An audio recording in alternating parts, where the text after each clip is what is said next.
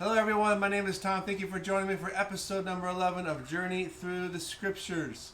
Hope you're having a great day. I'm here with my brother today once again, and we are laying down a vinyl floor in one of his rooms, and hopefully we can get that done this morning. It's a little bit of a rainy day today, but it actually feels kind of nice outside. So hope you enjoy this message today. Last week we talked about the Israelites going from Egypt towards the promised land. They were about to make that journey, finally leaving Egypt. They had all these plagues that were going on. God had delivered them, and that's what Passover was all about.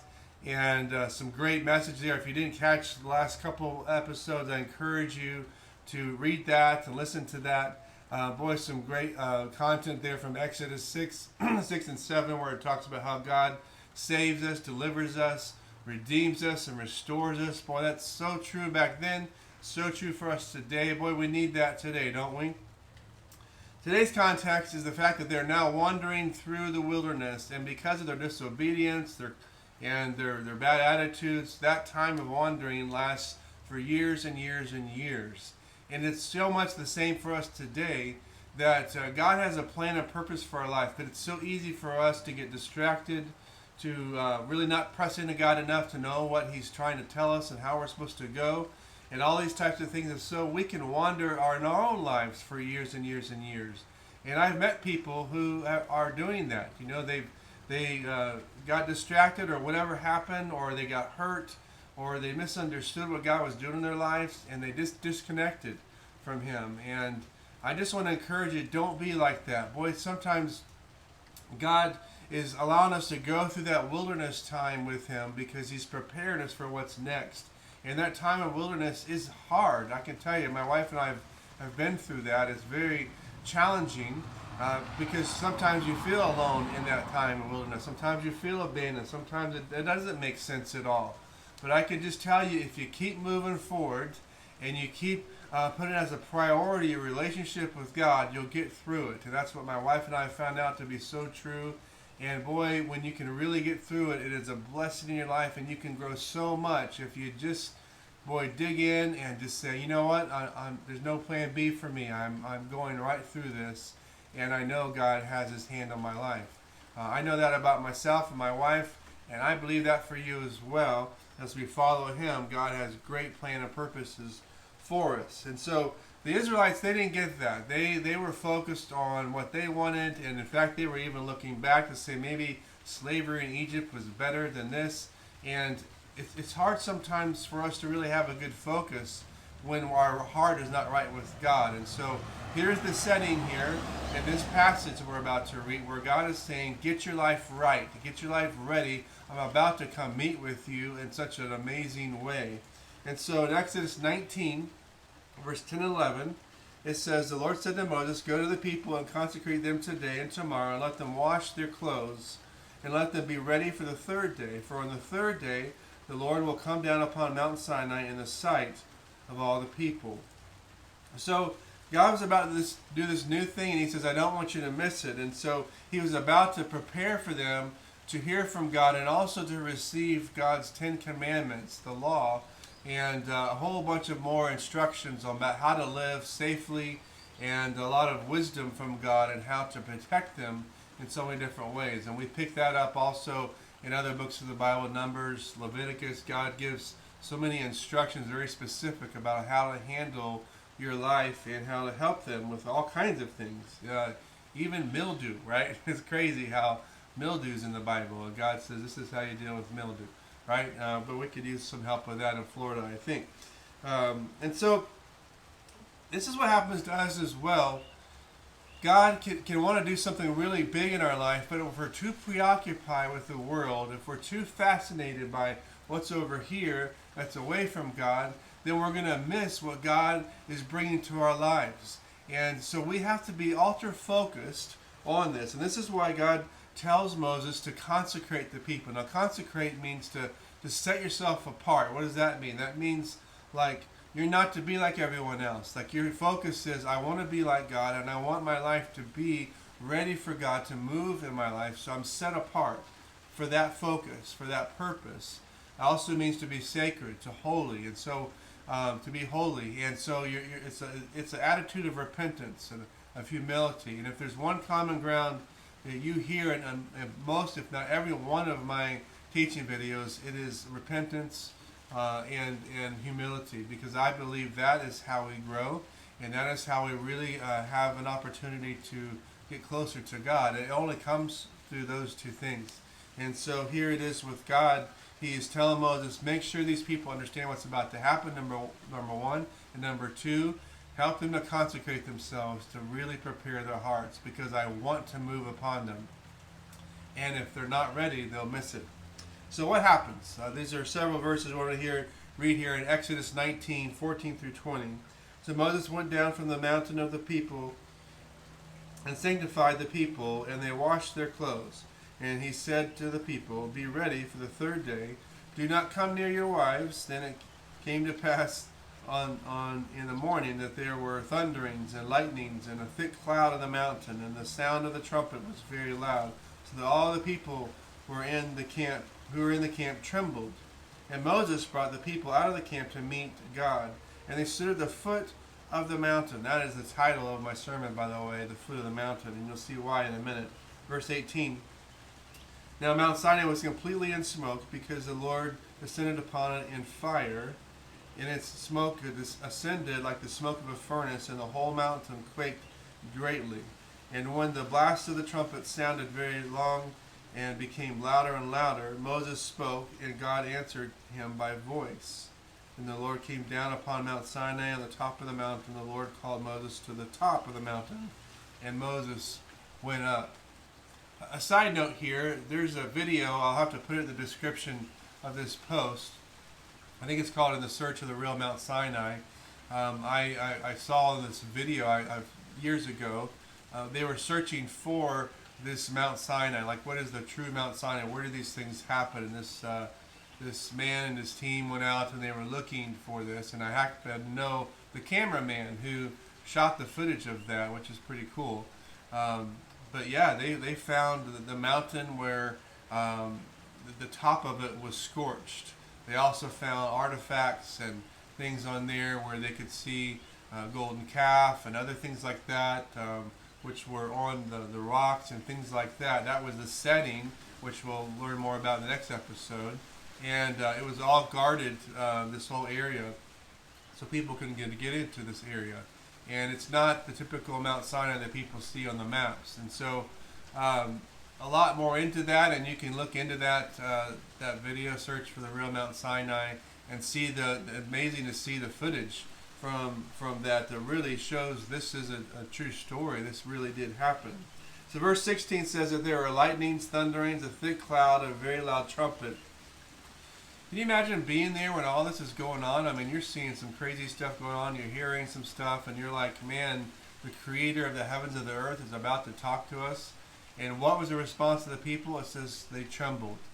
Why did they tremble? Well, for one, it was pretty amazing circumstances going on. But number two, more importantly, they trembled because God was about to meet them and they did not know him. They didn't know him. They were about to become face to face, so to speak, with the God who created everything, and they had no clue really who he was.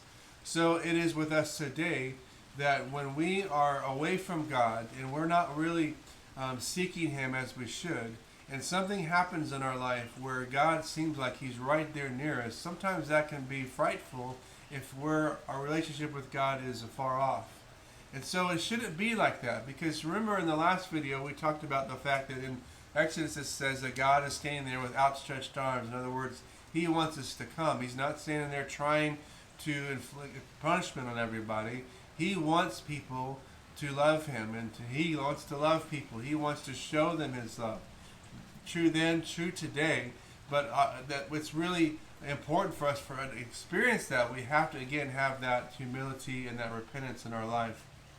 Live that life of repentance, and so that we can experience God the way he wants us to experience him. Now, look at verse 17. It's where does it say the people stood?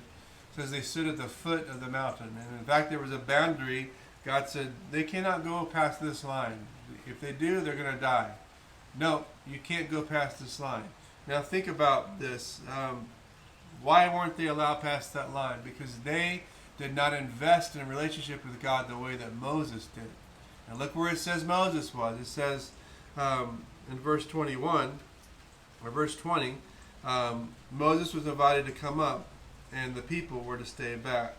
And so God says, Moses, you come on up here. The rest of the people, no, you stay down there. You don't get it yet. Boy, I tell you, in my life, I want to live in such a way that God says, come on up. No, you don't have to stay at the foot of the mountain. You're one of mine. I know you. You know me. Let's talk. Let's relate. And boy, I don't know about you, but that's something I desire so much in my life, where God says, come on up. And I encourage you to have that relationship with God where you sense that too, that you don't have to stay at the foot of the mountain and just be an observer, because you haven't had that investment, or I haven't had that investment with God to where I understand who He is and I long for Him for all the right reasons. These people here long for God for all the wrong reasons. They wanted Him to provide for them. They wanted Him to give them things, and it was a list of what they wanted for their selfish desires. But Moses really sought God for the right reasons, and he stood in behalf of the people and helped them. Boy, if it wasn't be for Moses, these people wouldn't have made it at all. But God allowed Moses to speak for them and represent them well. Now, sometimes we wonder, why don't we see God move like this today? And I believe it's because, unfortunately, the cry of the sin of the land that we live in is louder than the cry of the saints of prayer. And as Christians, if you're a Christian, I just encourage you, have that time of prayer where we're crying out to God and we're interceding for God to move, and we're praying for revival, and God hears those prayers. Well, we've got to follow Him. We've got to make the investment of our sacrifice of time and focus in order for that to happen. In conclusion here today, I want to ask you a question. When is the last time you really pressed in to meet God? When's the last time that you felt like God said, come on up to the mountain and let's relate together? Or do you feel like you have to be on the outside looking in? That's not God's desire for you. He wants you to be close. He's paid the price for you to be close. He sent His only Son, Jesus Christ, to die for our sins, and He rose again. That's what Easter is all about, that we just experienced last week here as I'm recording this right now. Easter was a great weekend for us, and I just am so glad for the message of Passover and Easter. And so that is so true, that is so true in our life, that God wants us to be close to Him because of what He did for us. He is delivering us, saving us, restoring us, and allowing us to be close to His life. Now I want to read a couple verses to you here in closing. Jeremiah 29:13, you will seek me and find me when you seek me with all your heart. And it's not until that happens. Sometimes I think God enjoys a good game of hide and seek. Sometimes it feels like God is afar off. But when you feel like that, man, go after Him with all you got. That's the whole point. I believe God pulls back His tangible presence sometimes for us to go after Him. And when we go after Him in that time, when we're feeling that way of abandonment or isolation or whatever it is, man, He really can come in and bless us with His presence and show us deeper things that we have never understood before. Lamentations 3:25 says, the Lord is good to those who wait for Him, to the soul who seeks Him. And I just want to say here as I close again, I think I've said that 3 times. Typical preacher, right? We've got to seek the Lord. There's no other way to be close to God than to seek Him. There's no other way to be close to a friend or a family member without spending time with Him, without putting them as a priority in your life. We can't isolate ourselves from people and still be close to them all the time. It doesn't work that way. It doesn't work that way with God either. I want to encourage you to seek God with all your heart, your soul, your mind, and your strength. And even if you're far away from God today, I'm telling you, God is, again, outstretched arms. When we come to Him with forgiveness, saying, God, please forgive me. I repent of my sins. God, I've had this wrong. I want to make my life right. God, I come to you in this humble way, Lord. I seek your face. I know God is going to pour out his Spirit upon you. And yes, that sometimes that takes time as God wants to keep pulling you closer and closer. Sometimes he backs up a little bit more for us to come deeper and deeper with him. But don't look at that as a way of God trying to avoid you or abandon you. Look at that as a way of God saying, come here, I want to show you something more. And so, God has great things for your life. And I just believe whoever's watching or listening today, man, as you seek him with all your life, no matter what you've been through, no matter what you've done, God wants to restore you and help you and to bless you. So, Father, thank you for everyone watching today. I just ask that your blessing would be upon them. And we thank you, Father God, that we can live a life of consecration, set apart, holy for you. That we don't have to stay at the foot of the mountain, but God, you can invite us up because we've made that investment of time with you, Lord God. God, we thank you, God, for the access you've given us. That your word says that we can come boldly to your throne. So thank you, God, for that. And we give you praise in Jesus' name. And thanks again for watching today. I hope you have a blessed day. Bye-bye.